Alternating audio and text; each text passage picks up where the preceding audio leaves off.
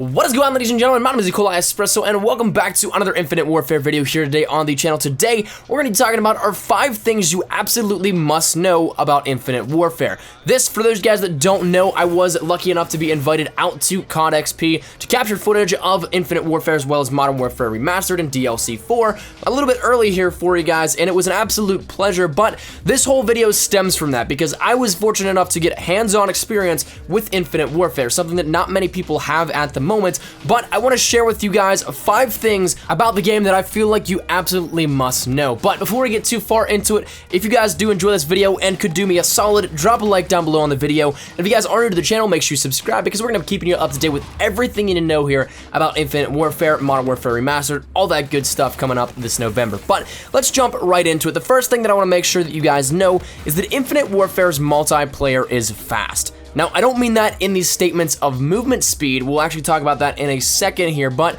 rather the game is extremely fast-paced. It's a Call of Duty that a lot of people really want to see here in terms of that pace. A lot of people don't really like the large engagements with the maps, say like Stonehaven and Whiteout from Call of Duty Ghosts. Those were what people wanted, was bigger maps at that point. They called for bigger maps, but when they finally got it, they realized that's not how Call of Duty should be. So these maps are more so tailored to the small and medium-sized maps with a lot of close quarters engagements, a lot of sniper action in one lane, a lot of AR engagements in another lane, all that good stuff, but the design is tailored in such a manner that it keeps it smaller to medium size with the maps, and therefore subsequently makes it a lot faster paced. The maps that I played, none of them felt slow, none of them felt like you were too far out of the action, and a lot of them you actually spawned directly into the action. So it was really nice on how these maps worked, and it's really looking like it's gonna be a fast-paced game overall. The next thing that I want to talk to you guys about is the advanced movement in Infinite Warfare. A lot of people really did not like the idea of advanced movement coming back, or rather a chain-based movement system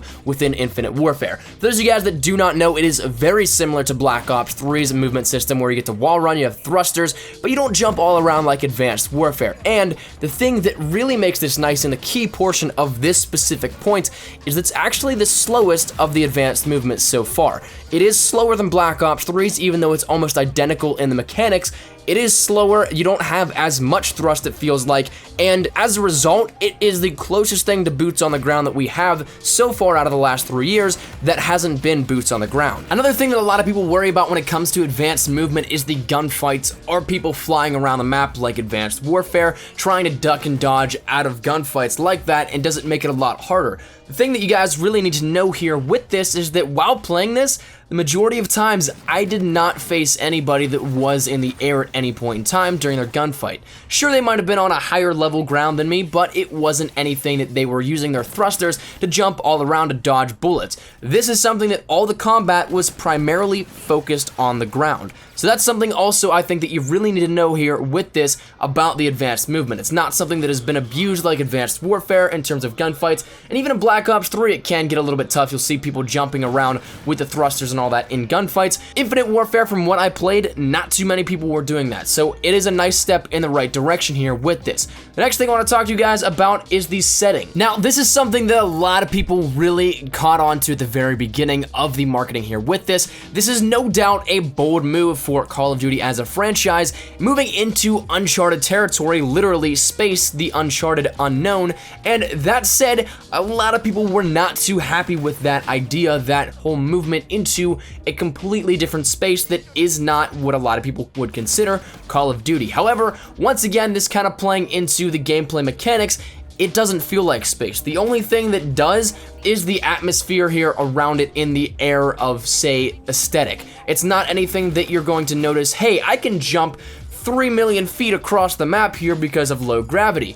It's not anything like that, and for the most part, it really does feel like boots on the ground stuff with, say, a little bit of thruster movement. The nice part that I loved about this is, though despite the theme and the setting of it being space, it played more so like any other game, in my opinion, like Modern Warfare 3.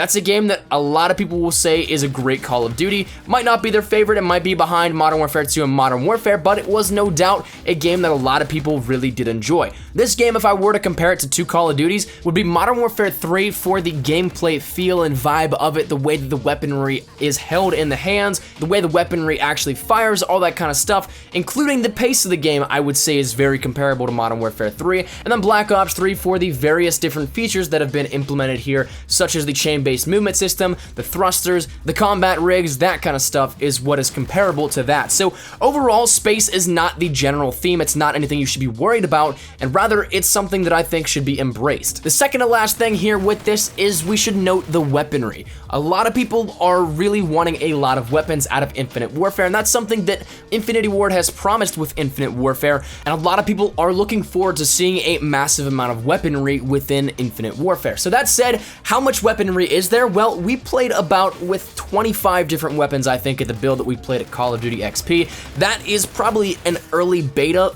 of the multiplayer, so there is still a lot to be improved on, and I'll tell you one thing, 25 guns doesn't seem like a lot, but it really is for an early beta build. But the thing you really need to remember about, if you guys are worrying that 25 is all we're gonna get, that's not anywhere close to the number we're gonna get. I promise you it's going to be so much more than that, because the full weaponry that we saw was not a complete list. There were base weapons missing, all the classifications were not filled out, so that includes ARs, sniper rifles, LMGs, shotguns, pistols, launchers, all that kind of stuff. There is a limited amount of those in each category, so that plays into the early build. They don't want to show off too much just yet. And then even there were not any of the classic weapons. The classification called classic weapons, such as the Chaitak, which is the intervention, that entire classification was off limits. We could not use any of those, was not in the build of the game that we had therefore. So that again probably is going to add in, say, 15 to 20 more weapons on top of what we already have, and then you add in the weapon variants that we'll be seeing within Infinite Warfare. We're gonna have common, rare, legendary, and epic variants of each weapon. So that is going to literally give 4 times the amount at the minimum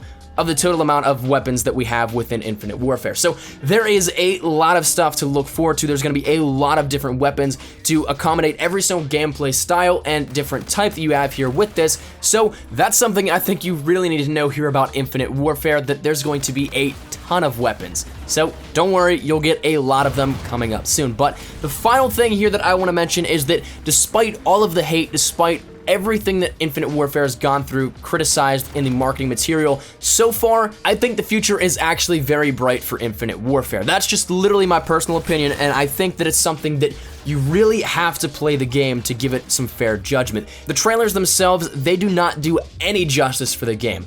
It is actually a tremendous amount of fun, and that is literally coming from me 100% unfiltered. You guys know that I'll call something out within Call of Duty if I don't like it, but I truly did enjoy the time that I played of Infinite Warfare. It was something that it did play more so like a Modern Warfare 3 than anything else. It didn't feel like a Halo, it didn't feel like an Advanced Warfare, nothing like that. It felt like Modern Warfare 3 just in the current cycle of advanced movement that we have right now. So this one, once again, I think once you actually get your hands on the game, you'll be able to play it, make your own judgment. The beta will give some more clarification for a lot of people that didn't get their hands on with it yet, but I think that people will definitely enjoy this. They'll come around and they will play this a lot this year. So that, I think, is where we're gonna wrap it up here today, ladies and gentlemen. Hopefully you guys did enjoy. Just wanted to give you my thoughts and 5 things that I feel like you definitely need to know here out of my experience playing Call of Duty Infinite Warfare a little bit early, and I'm looking forward to the beta and the full launch of this here. So drop a like down below if you guys did enjoy. Leave your thoughts down there in the comment section down below.